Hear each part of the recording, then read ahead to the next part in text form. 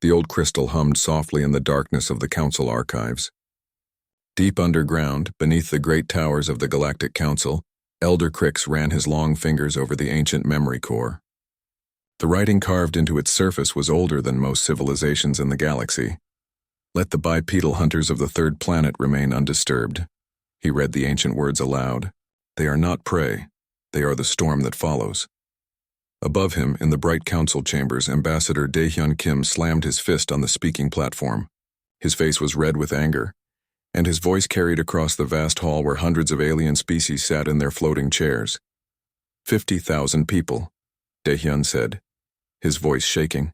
50,000 human beings on New Busan colony, all dead. Every single one. The assembled aliens murmured among themselves. Some made clicking sounds with their mandibles. Others flashed different colored lights from their skin, but most just sat quietly, watching the angry human with careful eyes. "We demand to know who did this," Daehyun continued. "We demand justice for our people." Veltar, the young leader of the hegemony species, stood up in his section. His forearms spread wide in what his people considered a gesture of innocence. "Ambassador Kim," he said in his deep, rumbling voice, "the hegemony mourns with you for this terrible loss. But space is dangerous. Perhaps your colonists encountered raiders or natural disasters." "Natural disasters don't use plasma weapons," Daehyun shot back. "Natural disasters don't methodically destroy every building and burn every farm. This was deliberate. This was planned." Meanwhile, far from the council chambers, Captain Taemin Lee stood in the ruins of what had once been New Busan's main street. His ship, the Resilience, hung in orbit above the dead planet. Around him, his crew moved through the wreckage like ghosts, documenting everything they found. "Captain," called out Sojin Park, his intelligence officer. She was kneeling beside what had been a school. Her scanner beeped as it analyzed the blast patterns on the walls. "These weapon signatures don't match anything in our databases. But the attack pattern—" She paused, frowning at her readings. "What about it?" Taemin asked, walking over to her. "It's too organized, too clean. Whoever did this knew exactly what they were doing. They hit the communication center first, then the spaceport, then the government buildings. After that, they went house to house. This wasn't random violence, Captain. This was extermination." Taemin felt a cold feeling in his stomach. In his 20 years as a ship captain, he had seen many terrible things. Pirates' accidents, equipment failures that killed hundreds. But this was different. This felt personal. His comm unit crackled. "Captain Lee," came the voice of Jinwoo Nam, his chief archaeologist. "You need to see this. I'm in the underground archive beneath the colony center." Taemin and Sojin made their way through the rubble to the hidden entrance Jinwoo had found. The underground chamber had survived the attack. Emergency lights still glowed dimly, powered by backup generators. Jinwoo was standing in front of a large recording device. His face was pale and his hands shook slightly as he pointed to the machine. "I found the colony's final transmission," he said quietly. "The last thing they sent before the attack ended." "Play it," Taemin ordered. The holographic display flickered to life. A middle-aged woman appeared, her face streaked with tears and dirt. Behind her they could hear explosions and screaming. "This is Governor Lee Yu-jin of New Busan Colony," the woman said, her voice steady despite the chaos around her. "If anyone receives this message, you must warn Earth. We are under attack by unknown forces. They are not taking prisoners. They are not making demands. They are hunting us." The image shook as another explosion rocked the building. "Tell Earth," the governor continued. "Tell them the hunt has begun. Tell them to remember Protocol 7. Tell them—" The transmission cut off in a burst of static. Back in the council chambers, the session was ending with no answers. The various species filed out, their conversations a mixture of languages that filled the air with strange sounds. Daehyun gathered his papers, his jaw tight with frustration. "Ambassador Kim." The voice was ancient and wheezy. Daehyun turned to see Elder Crix approaching. The old being moved slowly, his body supported by a hover chair that glided silently across the floor. "Elder Crix," Daehyun said, bowing slightly. "I didn't expect to see you here today." "I rarely attend council sessions anymore," the elder admitted. "But when I heard about your colony, I knew I had to come. We need to talk, young human. Privately." They made their way to Crix's private chambers deep in the council building. The room was filled with artifacts from 1,000 different worlds. Ancient weapons, art, and technology lined the walls. But what caught Daehyun's attention was a large crystal display case in the center of the room. "Do you know what that is?" Crix asked, following Daehyun's gaze. "Some kind of memory crystal? The oldest law in galactic history," Crix said. "Carved by the Vorthak Empire over 2 million years ago, before they disappeared from the galaxy." He activated a control, and the crystal began to glow. Ancient text appeared in the air above it, translated into standard galactic language. Daehyun read the words aloud. "Let the bipedal hunters of the third planet remain undisturbed. They are not prey, they are the storm that follows." He looked up at Crix, confused. "The third planet? That's Earth." "Yes," Crix said sadly. "Your people were marked as forbidden prey long before you reached the stars. The Vorthak learned something about humans that the current generation of galactic species has forgotten." "What did they learn?" "That hunting humans is the last mistake any species will ever make." Crix moved to his desk and activated a secure communication device. "I'm sending you everything we have about the Vorthak Empire and their contact with early humanity. But I fear it may already be too late." "Too late for what?" "Someone has broken the oldest law in the galaxy," Crix said, his voice heavy with worry. "Someone has chosen to hunt your people. And if history is any guide, they have no idea what they have just unleashed." On Earth, in the emergency session chamber deep beneath the Capitol building, Prime Minister Hee-won Choi sat at the head of a long table. Around her, the faces of Earth's military and civilian leaders were grim. Admiral Seok-jun Yoon had just finished reading the report from New Busan. 50,000 civilians, Admiral Yoon said, setting down the tablet, murdered in their homes. No survivors except for the archaeological team that was off-world when it happened. "Do we know who did it?" asked Defense Minister Park Min-ho. "Intelligence suggests the hegemony," replied Director Kim Hae-won from Earth Intelligence. "Weapon signatures match their technology. The attack pattern matches their military doctrine." "Suggestions?" the Prime Minister asked. "We could file a formal protest with the Galactic Council," suggested Foreign Minister Lee Da-yoon. "We could impose economic sanctions," added Trade Minister Nam Soo-jin. Admiral Yoon cleared his throat. "There is another option." The room fell silent. Everyone knew what he was thinking, but no one wanted to say it. "Protocol 7, the Admiral said quietly. Several cabinet members shifted uncomfortably in their chairs. Protocol 7 was a military plan that had been created during Earth's early space expansion, filed away and hoped to never be used. "Protocol 7 hasn't been activated since the Colony Wars," Prime Minister Choi said. "Are you sure about this?" "Ma'am," Admiral Yoon said, standing up. "They didn't attack our military. They didn't attack our government. They hunted our civilians. They wiped out an entire colony of families. Teachers, farmers, children.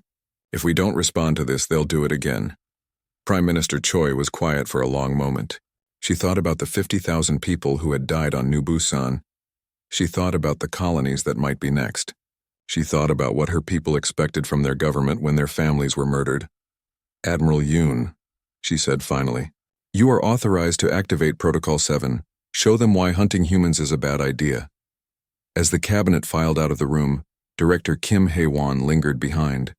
"Ma'am," she said quietly, "are we sure we want to do this? The galaxy has been at peace for 300 years. Prime Minister Choi looked at the intelligence photos from New Busan spread across the table. Pictures of destroyed homes, burned schools, empty playgrounds where children would never play again. "They broke the peace first," she said. "Now they're about to learn what humans do to those who hunt us." Sojin Park stared at the data streaming across her screens in the intelligence center aboard the Resilience. For 3 days, she had been analyzing the attack on New Busan, and every piece of evidence pointed to the same conclusion. This wasn't random. This wasn't even revenge for some past conflict. This was something much worse. "Captain Lee," she called out as Taemin entered the center. "I've got something you need to see." Taemin walked over to her workstation, where multiple holographic displays showed ship movements, communication intercepts, and weapon analysis data. "What did you find?" "The attack on New Busan was a test," Sojin said, highlighting several data points. "Look at this. 3 months ago, hegemony scout ships began mapping human colonies. Not all of them, just the isolated ones, the ones without military protection." She brought up a star chart showing human settlements across the outer rim. Red markers indicated where hegemony ships had been detected. They were studying us, Captain, learning our defenses, our population patterns, our response times. Why would they do that? Because someone wanted to see how we'd react when they killed our people. Sojin's voice was cold. New Busan was chosen specifically because it was far from Earth, lightly defended and full of civilians. They wanted to see if humans would fight back or just file diplomatic complaints. Taemin felt his hands clench into fists. Show me everything. Meanwhile, in the heart of hegemony space, Veltar stood before his war council in the great command chamber of their homeworld. The room was filled with his species' greatest military minds, all four-armed, thick-skinned beings who had conquered dozens of worlds in their expansion across the galaxy. The human response has been exactly as predicted, Veltar announced to the assembled generals. They sent investigators. They filed protests with the council. They demanded answers through diplomatic channels. He made a sound that was the hegemony equivalent of laughter. These creatures are weak, soft. General Kavroth, an older warrior with scars covering his arms, shifted uncomfortably. My lord, the old records speak of warnings about humans. Perhaps we should— The old records were written by the Vorthak, Veltar interrupted. A dead empire that fell to its own weakness. We are not the Vorthak. We are hegemony. We are strong. He activated a holographic display showing human colonies throughout the galaxy. Look at them. Scattered, undefended settlements full of farmers and merchants. They build libraries and schools instead of fortresses. They send their young to learn art and science instead of war. They are prey animals pretending to be predators. But their military technology, began General Mordock, is untested. Veltar finished. When did humans last fight a real war? 300 years ago? Their soldiers are police officers.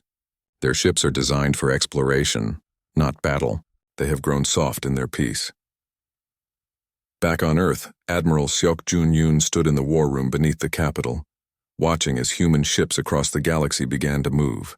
On the massive display screen, green dots representing human vessels were changing course, abandoning their normal patrol routes and trade missions. Phase 1 of Protocol 7 is complete, reported Captain Kim Yoo-jin from the Communications Center. All civilian ships have been recalled to protected systems. Military vessels are moving to designated positions. What about our deep cover assets? The Admiral asked. Activated and in position, replied Colonel Park Jae-sung from Special Operations. We have people inside every major hegemony facility. They've been waiting for this order for years. Admiral Yoon nodded. Most galactic species thought humans were naive for allowing their people to travel freely throughout the galaxy, working as traders, teachers, and technicians on alien worlds. What they didn't realize was that every human civilian who chose to live abroad was also a potential intelligence asset, carefully screened and quietly trained. Sir, called out Lieutenant Commander Lee Soo-jin from the Tactical Center, we're receiving reports from our listening posts. Hegemony forces are mobilizing. It looks like they're preparing for a major offensive. How many ships? At least 3,000. Maybe more. They're calling up reserves from across their territory. Admiral Yoon studied the display. The hegemony had more ships than Earth's fleet. More soldiers. More firepower. On paper, they should easily win any conflict. But Protocol 7 wasn't about fighting fair. Signal all fleet commanders, he ordered. Initiate Phase 2. In the depths of space, Captain Min-soo Kang received the coded transmission aboard his stealth ship, Ghost Protocol. Around him, his crew of 20 specialists prepared their equipment with quiet efficiency. They had been waiting in the empty system between Earth and hegemony space for 6 months, their ship hidden from all sensors. Orders confirmed, reported his communications officer, Ensign Oh Yoo-jin. We are authorized to begin psychological operations. Target selection? All of them, Min-soo said with a grim smile. Every hegemony world, every station, every ship. Let them know they're being watched. Meanwhile, on New Busan, the archaeological team had found something else in the ruins. Jin Woo-nam led Captain Tae-min and So-jin through the remains of the colony's residential district to a house that had been partially collapsed. The family that lived here was named Park, Jin Woo explained. 2 parents, 3 children. We found them in the basement shelter where they tried to hide. He led them down into the underground room. The walls were covered with children's drawings and family photos. In one corner, someone had written a message on the wall in what looked like charcoal. What does it say? Taemin asked. Jinwoo's voice was quiet as he translated the Korean characters. It says, "If anyone finds this, tell our families we were not afraid. Tell them we remembered who we are." So Jin knelt down beside a small toy left on the floor. A stuffed animal that had belonged to one of the children. "Captain," she said, her voice steady but her eyes bright with unshed tears. "I'm picking up a transmission from Earth. High priority." She activated her portable communication device. Admiral Yoon's voice came through clearly despite the distance. "All units, this is Fleet Command. Protocol 7 is now in full effect. The hunt begins now." Taemin looked around the ruined shelter, at the drawings on the walls and the family photos scattered on the floor. "So Jin, signal the fleet. Tell them we found something else here." "What's that, sir?" "Confirmation. These people didn't die as victims. They died as humans, and that means whoever killed them just made the biggest mistake in galactic history." Back in hegemony space, Veltar was reviewing attack plans when the first report started coming in. His aide, Sub-Commander Rickdahl, burst into the command chamber with urgent news. "My lord," Rickdahl said, breathing heavily, "our outer monitoring stations are reporting strange activity." "What kind of activity?" "Ships, my lord. Human ships. But not where they should be," Veltar frowned. According to his intelligence, the human fleet was small and concentrated around their core worlds. "How many ships?" "We don't know, my lord. They appear on our sensors for a few seconds, then vanish. Sometimes they broadcast messages before they disappear." "What kind of messages?" Rickdahl activated a recording device. A human voice filled the chamber, speaking in perfect hegemony language. "We know where you sleep. We know where you eat. We know where your children play. You made this personal when you hunted ours. Now we hunt you." The message repeated 3 times, then cut off. Veltar felt something he hadn't experienced in years. Uncertainty. "How many of our ships detected these humans?" "All of them, my lord. Every patrol, every station, every world. The humans appeared simultaneously across our entire territory." "That's impossible. They don't have enough ships." "My lord," Rickdahl said quietly. "What if they do?" For the first time since planning the attack on New Busan, Veltar began to wonder if he had made a mistake. But it was too late to stop now. His fleet was already moving toward human space. The war had begun. On Earth, Prime Minister Haewan Choi stood in her office looking out at the city lights below. Her aide, Secretary Park Min-woo, entered with the latest reports. "Ma'am, Phase 2 is complete. All hegemony forces are now aware they're being watched. Intelligence reports they're proceeding with their attack plan, but with increased caution. Casualties?" "None yet, ma'am. We haven't fired a shot." "Good. When we do start shooting, I want them to know exactly why it's happening. Any word from the Galactic Council?" "Elder Crix has been trying to contact other species, warning them about what's coming. Most of them think he's being paranoid." Prime Minister Choi nodded. "They'll understand soon enough. The galaxy is about to remember why our ancestors carved warnings about humans into permanent law." She turned back to the window, watching the lights of the city where millions of humans lived their peaceful lives. In a few hours, those same humans would show the galaxy what happened when someone mistook their civilization for weakness.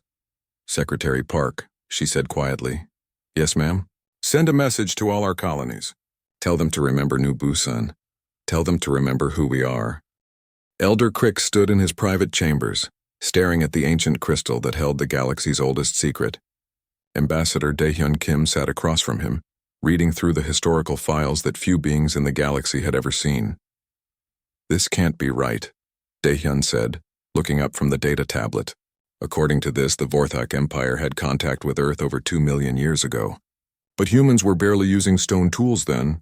"The dates are correct," Crix said sadly. "The Vorthak were exploring your sector when they discovered Earth. What they found there fascinated them.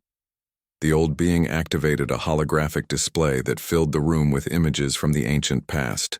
Primitive Earth appeared in the center, showing vast forests and early human settlements. Your ancestors were hunters," Crix explained, "not just of animals, but of each other. Tribal warfare was constant. The Vorthak watched your people for several cycles, studying how humans fought and survived. Daehyun saw images of early humans with crude weapons, tracking prey across frozen landscapes. They were impressed by our hunting skills?" "Terrified," Crix corrected. The Vorthak had conquered hundreds of species across the galaxy. They had seen every type of warrior, every kind of fighting technique. But humans were different. The display changed to show Vorthak forces landing on Earth. The aliens were massive, heavily armored beings with advanced weapons and technology. They should have easily dominated the primitive humans. At first it went as expected, Crix continued. The Vorthak took entire human tribes as hunting trophies. They would release small groups of humans on empty planets and hunt them for sport. It was considered great entertainment among the Empire's elite. Daehyun felt sick as he watched the historical recreation. They hunted our ancestors for fun? For 50 years, yes. But then something changed. The holographic display showed a group of humans on an alien world, hiding in caves while Vorthak hunters searched for them. But these humans looked different from the others. They moved with purpose, coordination. They had weapons taken from their hunters. What changed? Your people learned, Crix said simply. Every human group that was hunted studied their hunters. They watched how Vorthak weapons worked. They learned Vorthak tactics. They discovered Vorthak weaknesses. And most importantly, they began to work together. The display showed what happened next. Human groups that should have been helpless prey had somehow turned the tables. Vorthak hunters were found dead, their own weapons used against them. Hunting parties sent to empty planets never returned. The Vorthak thought it was just bad luck at first, Crix explained. They sent larger hunting parties, better equipped. But the results were the same. Humans were no longer prey. They had become predators. Daehyun watched as the holographic display showed the final phase of the ancient conflict. Human ships built from captured Vorthak technology, appearing throughout the Empire. But these weren't the primitive humans the Vorthak had first encountered. These humans had evolved into something terrifying. They didn't just fight back, Daehyun realized. They hunted the hunters. Exactly. When humans finally reached space, they didn't come as explorers or diplomats. They came for revenge. And they had learned to be very, very good at hunting. The display showed the collapse of the Vorthak Empire, world after world falling to human forces that seemed to appear from nowhere, strike without warning, and vanish before reinforcements could arrive. How long did the war last? What war? Crix asked. There was no war. There was just extermination. The humans didn't want to conquer the Vorthak Empire. They wanted to make sure the Vorthak could never hunt anyone ever again. The images showed empty Vorthak worlds, their cities intact but lifeless. No bodies, no signs of struggle. The inhabitants had simply disappeared. What happened to them? No one knows. The humans took them somewhere else. Some say they were relocated to distant worlds with no technology. Others believe they were simply eliminated. The humans never explained their actions to anyone. Daehyun stared at the display in horror. Our ancestors committed genocide? Your ancestors ended a threat, Crix corrected. The Vorthak had made hunting sentient beings into an art form. They had done it to hundreds of species across thousands of years. When the humans finished with them, the galaxy's first and greatest predator species was gone forever. The display changed to show the aftermath. Human ships returning to Earth's sector, but not to Earth itself. Instead, they scattered throughout the galaxy, disappearing into deep space. Where did they go? They became something new. Not quite human, not quite alien. They seeded themselves throughout the galaxy, watching, waiting, making sure no other species ever made the same mistake the Vorthak had made. Crix moved to his desk and pulled out another ancient artifact. This one was smaller. A simple metal disc with human writing on it. This was left on the Vorthak homeworld after the last humans departed. It's written in several languages, including ancient human script. He handed it to Daehyun. The translation reads, "We were prey once. We choose not to be prey anymore. If any who find this message ever decide to hunt sentient beings for sport, remember what happened here." Daehyun set down the disc with shaking hands. That's why the Vorthak carved the warning into galactic law. Their final act before disappearing was to ensure the galaxy would remember. They wanted every future civilization to know that hunting humans was forbidden, not because humans were protected, but because humans were dangerous. In the present day, Admiral Seok Jun-yoon stood in Earth's military command center, watching as human ships moved into position throughout the galaxy. But now he understood what he was really watching. This wasn't just a military response to an attack on a colony. This was something much older awakening.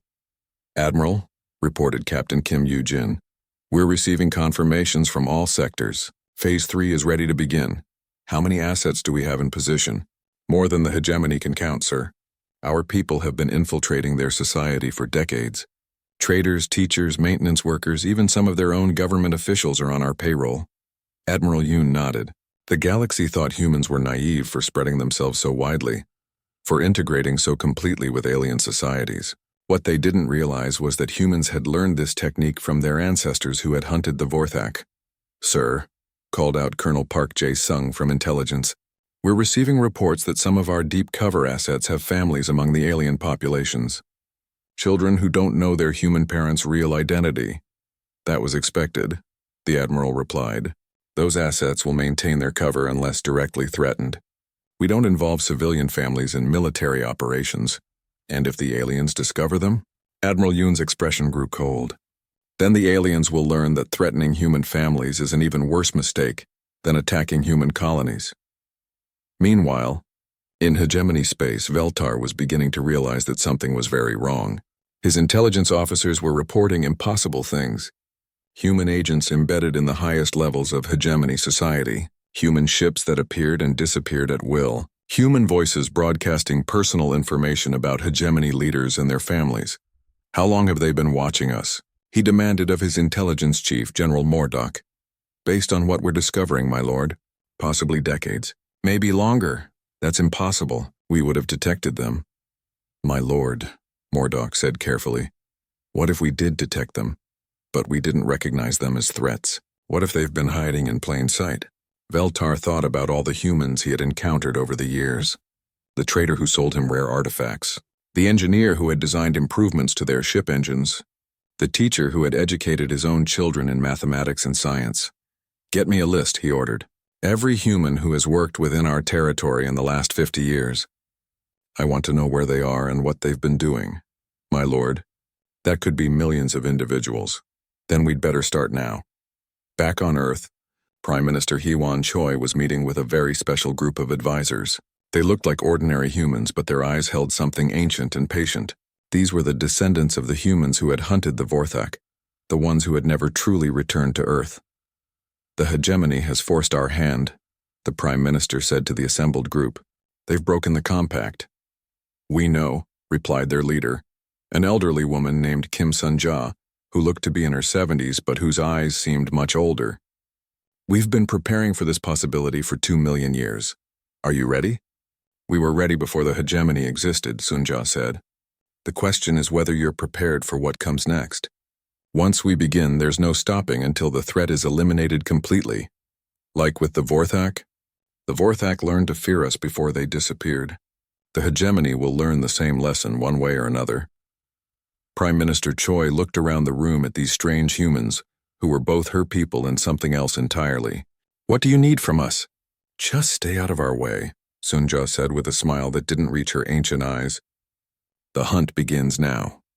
As the meeting ended and the mysterious humans departed, leaving by routes that weren't on any official building plans, the Prime Minister realized that the war with the hegemony wasn't. Veltar stood on the bridge of his flagship, the Conquest, watching as his massive fleet moved toward human space. 3,000 ships, the largest force the hegemony had ever assembled. Around him, his officers worked with quiet confidence, preparing weapons and coordinating attack patterns. First target confirmed, reported Navigation Officer Ket Malik. Human colony at Harmony Station. Estimated population 200,000 civilians. Military defenses? Veltar asked. Minimal. A small patrol fleet and some defensive platforms. Nothing that can stand against our forces. Veltar smiled. The humans had made this easy for him. Instead of concentrating their forces for defense, they had scattered their ships throughout the galaxy on mysterious missions. Now their colonies were defenseless, ready for harvest. Signal the fleet, he commanded. Begin the assault. Show these humans what happens when they resist the hegemony. But as his ships moved into attack formation, something unexpected happened.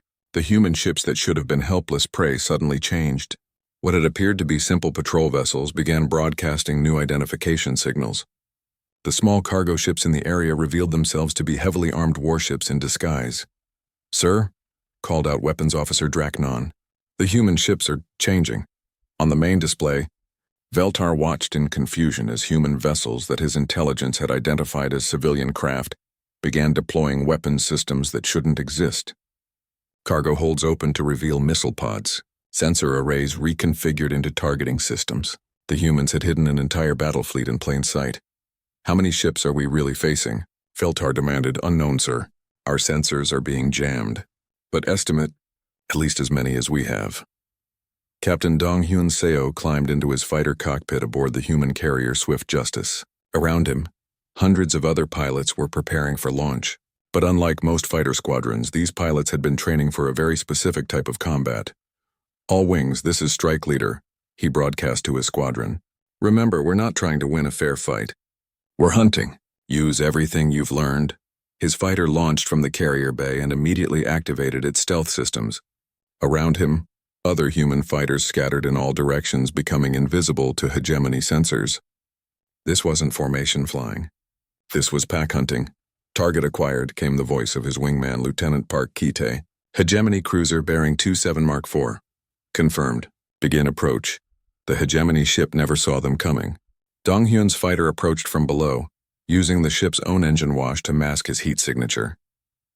Kite came in from the side, hidden behind a piece of space debris. When they struck, it was with surgical precision. Instead of engaging in a dogfight, they disabled the ship's engines and communications, then vanished before the crew knew what had happened. The cruiser was left drifting helplessly, unable to warn other ships or call for help. Next target, Dong Hyun said calmly. Remember, we want them to know they're being hunted, but we don't want them to know how many hunters there are. Throughout the battle zone, similar scenes played out hundreds of times. Hegemony ships found themselves isolated and helpless, their systems disabled by attackers they never saw. Some crews began to panic, firing randomly at shadows and empty space. Meanwhile, deep inside hegemony space, engineer Chan-Ho Lee was completing his mission aboard the massive space station that served as their main supply depot. For 3 years, he had worked as a maintenance technician, fixing equipment and upgrading systems. Everyone knew him as a quiet, helpful human who did good work. What they didn't know was that every system he had repaired now contained hidden modifications. All charges placed, he reported quietly into his concealed communicator.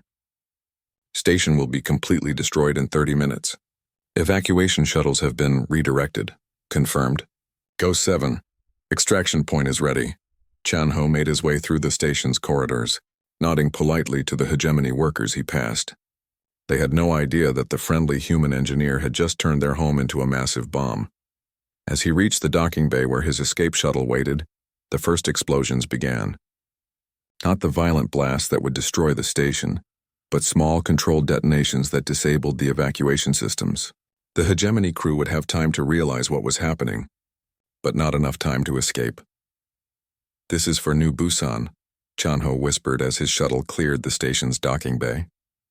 Behind him, the supply depot that had supported the entire hegemony war effort vanished in a ball of fire that could be seen from 3 star systems away. Back in the main battle, Commander Yoon-ji Lim led her Special Forces team in an assault on the hegemony command ship. But this wasn't a conventional boarding action. The humans had spent months studying hegemony psychology, learning their fears and weaknesses. Breach successful, reported Sergeant Kim Woo-jin as they cut through the ship's hull. Internal defenses are down. Instead of charging through the corridors with guns blazing, the human soldiers moved like ghosts through the ship. They used the ventilation systems, the maintenance tunnels, and even the garbage disposal chutes to reach their targets. When hegemony crew members started disappearing one by one, panic spread through the ship. The survivors huddled together in the central command center, listening to the sounds of their ship being systematically taken apart around them. "What do they want?" whispered one of the junior officers. "I don't think they want anything," replied the ship's captain. "I think they want us to suffer." That was exactly right. The humans weren't just trying to win a battle. They were sending a message that would be remembered across the galaxy. On the bridge of his flagship, Veltar watched his mighty fleet being destroyed piece by piece. But the worst part wasn't the losses. It was the way the humans fought. They didn't engage in honorable combat. They struck from hiding, disabled rather than destroyed, and seemed to take pleasure in the fear they caused. "Sir," reported Communications Officer Vextal, "we're receiving a transmission from the humans." "Put it through." General Byung-ho Kim's face appeared on the main screen. He was sitting calmly in what appeared to be a command center, but his eyes held something that made Veltar's blood run cold. "Leader Veltar," the human said in perfect hegemony language. "I am General Kim of the Human Defense Forces. I understand you wanted to hunt my people." "This is war, not hunting," Veltar protested.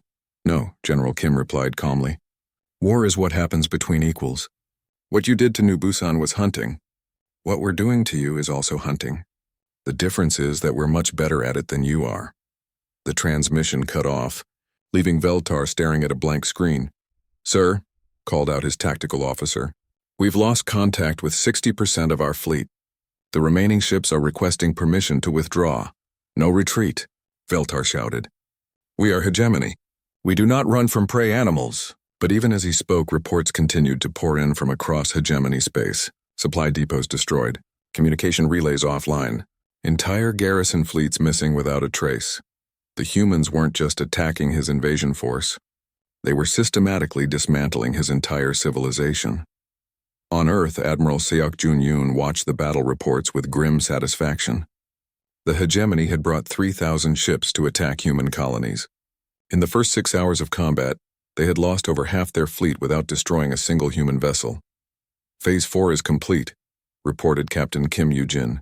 "All major hegemony military installations have been neutralized. Their fleet is scattered and demoralized. Casualties on our side? Minimal. Mostly equipment damage. No ships lost." Admiral Yoon nodded. This was exactly how Protocol 7 was supposed to work. The humans weren't trying to fight fair. They were demonstrating what happened when you decided to hunt the descendants of Earth's apex predators. "Begin Phase 5, he ordered. "Time to end this." Throughout the galaxy, Elder Crick sat in his chambers watching the reports come in. Other council members were calling for emergency sessions, demanding explanations for the sudden outbreak of violence. But Crix just sat quietly, reading the ancient warnings carved into crystal by the long-dead Vorthak Empire. The galaxy was about to remember why those warnings existed. The hegemony had broken the oldest law in galactic history. Now they were learning why that law had been carved in stone and buried in the deepest archives, meant to be remembered forever. "They hunted the humans," Crix whispered to the empty room. "Now the humans hunt them." In the ruins of what had been the hegemony's most important supply station, rescue crews found a message burned into the metal bulkheads. It was written in both human script and hegemony language. "You wanted to hunt our families. Now you know what our families hunt." The message would be found in the wreckage of every hegemony installation that was destroyed that day. And across the galaxy, every species that heard about it would remember the oldest rule in galactic law: do not hunt the humans. The surrender came not with fanfare, but with a simple transmission sent from what remained of the hegemony fleet. Veltar's voice, once proud and commanding, now carried the weight of complete defeat. "This is Leader Veltar of the hegemony forces," the message began. We formally request terms of surrender.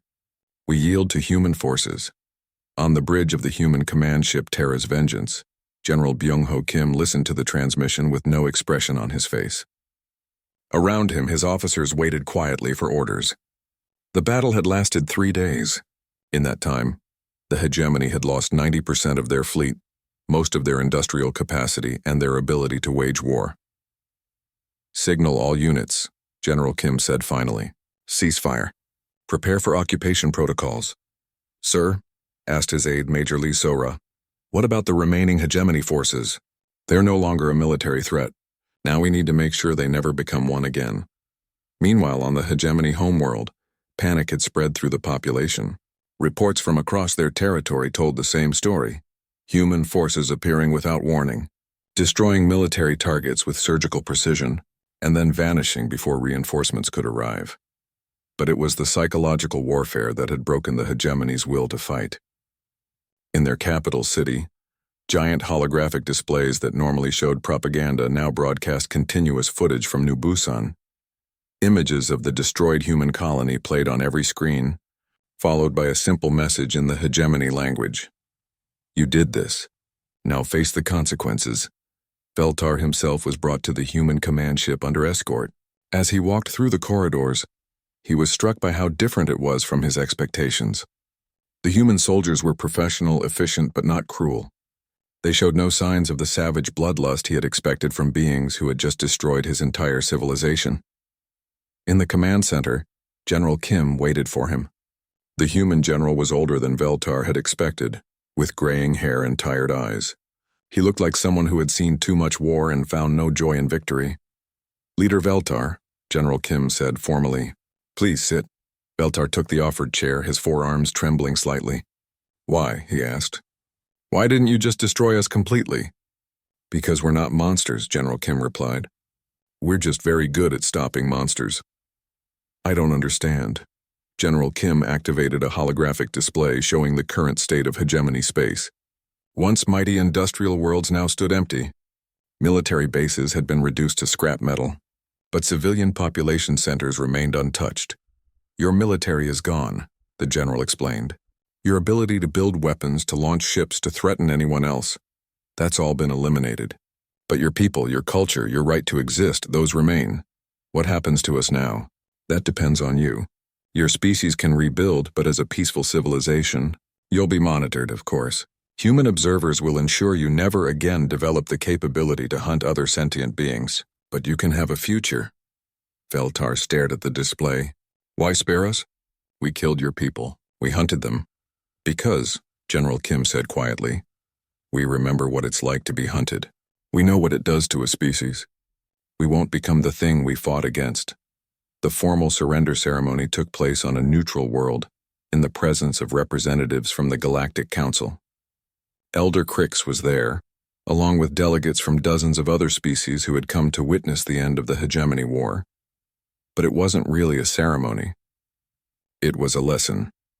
Ambassador Dae-hyun Kim stood before the assembled delegates, reading from a document that would become the new galactic law.